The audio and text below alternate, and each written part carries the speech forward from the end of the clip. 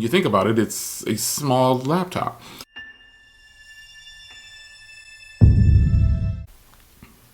Well, it's time to be honest about the Surface Duo being used again in 2021. Now, the comeback kid basically got another spark because of what? A price drop. I think that's what turns a lot of people on when they see devices that are really intrigued by, but it's just too expensive. And when this dropped, it was about 14 to 1500 bucks roughly for either model.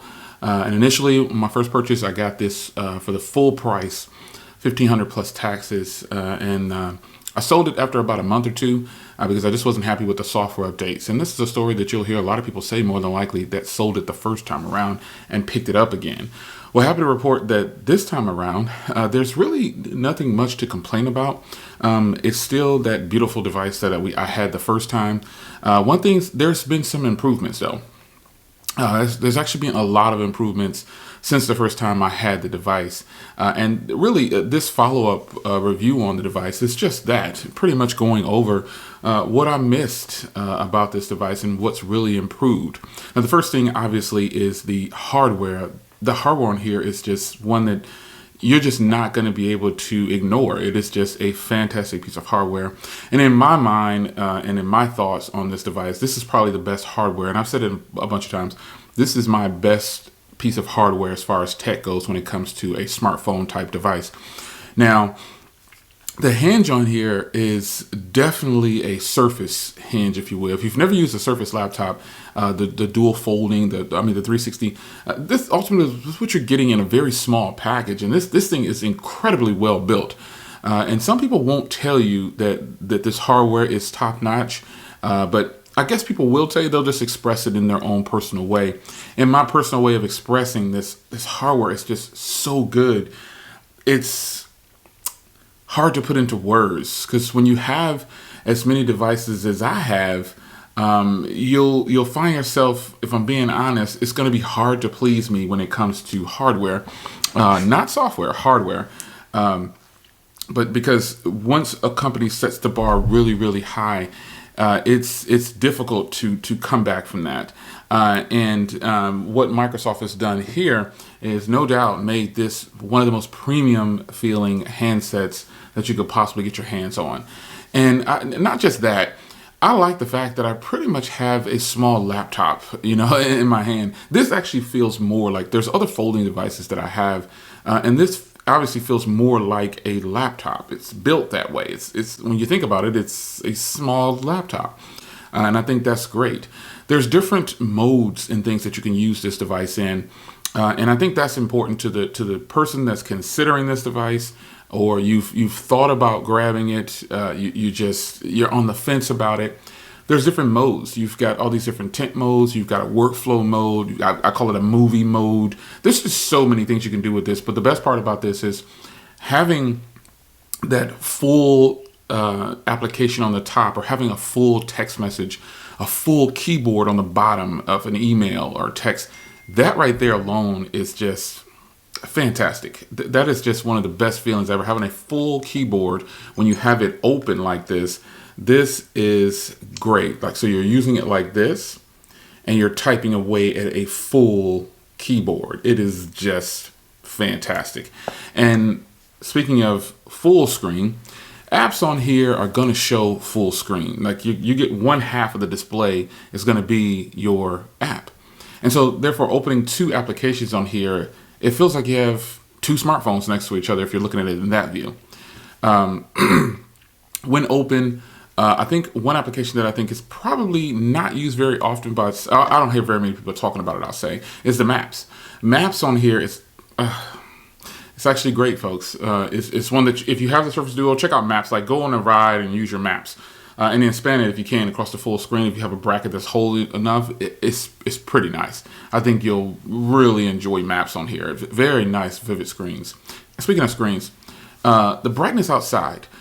I think this is going to come down to, first of all, the person's eyes who's looking at it, because I look at the screen and it's not too bright outside. It doesn't have a bump in brightness like some applications on devices. Like there's an app where you can, well, it's built into the device software, where it'll tell you, hey, switch this, and you can go to super bright, but just beware, it's going to drain your battery. That's not happening here. So that could be a good or a bad thing. But nonetheless, to me, the screen is bright enough outside. And I would also say that it depends on which wallpaper you're using. And normally I wouldn't say that, but I say that because when I changed it to different wallpapers, it seems like the blue or, blue backgrounds and certain colors, just something with a brighter color made it look like it was so much brighter. And that could stand true on any cell phone. But for this phone, it is definitely not the brightest outside. But when I bumped to a different wallpaper, it made it seem and it made it appear that it actually was really bright outside, at least for my eyes. Now, using this device, kind of going reverse real quick, when using it, like literally using it daily, this is obviously a wide device. So you really can use this for phone calls. Some people do it, some people don't. I personally don't have a problem holding it like this because obviously I have some big hands. But some people can't do that, and they're going to probably want to use a Bluetooth, and that is what I recommend. I recommend you definitely put on a Bluetooth, and I think this will just solve that problem because lining up phone calls and Bluetooth battery life is fantastic. So you can actually leave Bluetooth on and not turn it off. I actually do that with a lot of my devices because I use Bluetooth earbuds a lot and Bluetooth headphones. And also when I get in my car, I want it to automatically connect. And that's the case for the Surface Duo. The Surface Duo definitely is a device that if you don't turn off Bluetooth, some devices you have to turn off these things to save the battery, but Bluetooth phone calls leading up to my battery conversation is absolutely great, man. I mean, battery life on this thing, you should be able to make it through at least a day and a half, at least in my experience. I can go over 2 days with this. And it could be, getting onto network briefly, it could be that I have a very strong connection because your connection to your network is definitely going to piggyback in that battery. It's going to hurt your battery if you don't have a strong connection. So make sure that whatever carrier you're using this on, that you're using it on one that has a pretty stable connection. In today's market, by today's standards, pretty much everybody, all companies have some sort of a solid connection for just at least basic LTE. But if your device is searching for signal a lot, you're going to find yourself draining battery. And that's not just this device, that's any device. It will drain the battery a lot faster than it normally would, and also heat up the phone a little bit too. And that's any device. I'm not talking about this device in particular. But for me, battery life is definitely good. I can definitely make it through a day and a half, 2 days, even more with the Surface Duo. And I'm using it in the fashion of obviously tons of social media. And then the productivity for me is I get, right now at any given time, I have like 1,000 emails roughly. Now all of those, I'm going to say, let's just call 90% of those spam, right? So that still leaves 100 emails for me to look at, and replying to emails, it's been pretty good. It works fine, no problems whatsoever. I don't have an issue with it. Overall, folks, I think the performance on here is good. The fingerprint read on the side is really fast. Cameras are greatly improved from the last time I had the Surface Duo. I've just been really impressed with the Surface Duo, not just because of the price. But remember, I sold it after about 2 months of use the first time. And then you guys who kept it, you OGs out there, hashtag OG if you still have your original Surface Duo, you guys kept it and got like 4 or 5 updates. And because when I turned this device on, I think I got about 5 updates, to take it up to the current security patch for where Microsoft is at with this thing, which is the April 2021 security patch. So I don't think it's any higher than that at this point, but I can do a real quick and check just to be sure, because this is a matter. Now, this is something that, I don't have to have every system update, but some people do. They have to have the latest security patch. It makes them feel some type of way, and that's just what it is. So we'll check real time here, and it looks like it's, still on the April security patch, April 5th security patch, and that's perfectly fine with me. I don't have a problem with that. But I will say that if you have always been on the fence about the Surface Duo, there are so many things that you'll like about this phone. To all the people out there that are just getting theirs and you just finally got an opportunity to get it, because again, I think the only thing that was holding a lot of people back on this is the price. Now, yes, the beginning It was super buggy. Let's just be clear here. This device had a lot of bugs. I know firsthand. But now, fast forward to several months later, almost a year later, and the device is really where it should have been at launch. And even though Microsoft took a whole year to get this ready, which is weird, they announced it at the end of 2019 and didn't release it until the end of 2020. They stuck on task. They did what they said they were going to do. However, when it launched with a ton of bugs, and I just don't think that was fair to the market, which is why I got rid of my first one. I was like, I'm not gonna stand for this. Just think about that for just a second. They announced this in 2019, which means they were making it in 2017. They launched it in 2020, and it had a ton of bugs. I believe that's the only thing that turned, well, two things. The price and those bugs really turned a lot of people off. But some people weren't deterred by the price, self included. But nonetheless, this device is ready. And this is a true foldable device. Now, you guys are going to say, oh, Jay's got that hinge down the center. This won't bother you like you think it will. I'm telling you it won't. The larger bezels on the top, there are some improvements that I think they can do with the Surface Duo 2. But I'm not holding my breath for that. Because we still didn't get the Surface Neo. Remember the Surface Neo? We didn't get that. We didn't get it because Windows 10X, they killed it off.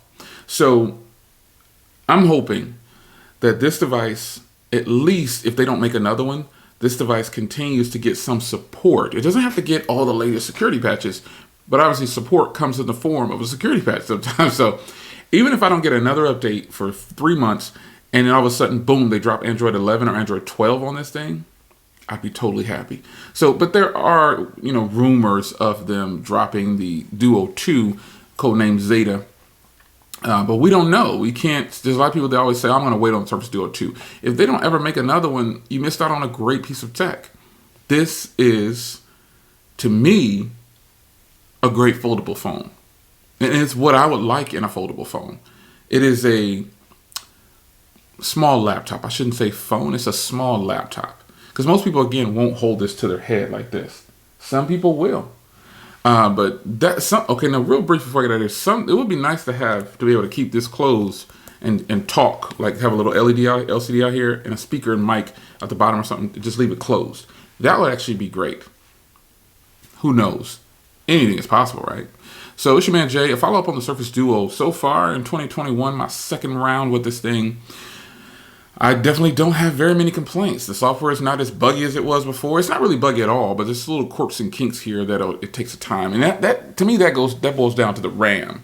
Only having 6 gigs of RAM and trying to perform at a high level like this thing does, that's hurting it. And a part of me really wishes that there was a Windows 10X version of this. I think it wouldn't have sold very well, probably. We don't know, though. But I would have gotten it. I've tried different launchers on here, and I've tried Launcher 10, and I've tried Square Launcher. Square Launcher of those two is the ones that I like the most. That's that. So it's your man Jay. The Surface Duo definitely has made a mark this time around. And again, I know the most enticing thing about it is the price. But if you get it, you're going to see that if you've never had it, then you get to enjoy and reap the rewards of no buggy software. But when you get it, the price is definitely worth it. If you paid $800 or less, you really got a fantastic deal, no matter which model you got, because it's the experience that you really want. The baseline is 128 gigs, and that's definitely more than enough, and that's what I'm using this time around. Again, the first time I got the 256 gig because I wasn't sure. I thought I'm gonna keep this forever. Totally didn't happen. But 128 this time, I'm totally fine with it. I still have about 100 gigs left, or 90 gigs left or so, 99 or something like that. So I think you'll be fine with the Surface Duo this time around. The software is not buggy. It's just a matter of the software needing improvement in some areas. Like the camera software, it's a really basic camera software. It's just flatline. There's nothing special about it, but it gets the job done. And again, the cameras perform very, very well. So that solves that. That's the offset of that. Has bad camera software or ugly camera software, basic camera software, but the photos and the footage and video look great. So does it really matter? Yeah. So yeah, hopefully I cover enough for you guys on this Surface Duo. And again, we're at the end of May 2021, and this device came out in October 2020 or September 2020. And I really hoping that Microsoft can see this genuine approach that some of us are taking to their product. I mean, yeah, you kind of launched it at a high price the first time, but now that it's even Microsoft is selling it for a lower price than they did the first time. So $400 off at Microsoft, that's just crazy. You know what I'm saying? So this is going to boil down to, do you want to take the chance on a piece of tech that's fantastic and that is sure to blow your mind in a lot of areas? Or do you want to take the chance and say, you know what, I'll just wait on the Surface Duo 2 and I don't want to try this device out? You'll make that ultimate decision, but I can tell you pretty much everybody who gets this, their complaint was the software, and now that that's fixed, what else could it be? It's your man Jay. See you in the next one. Take care.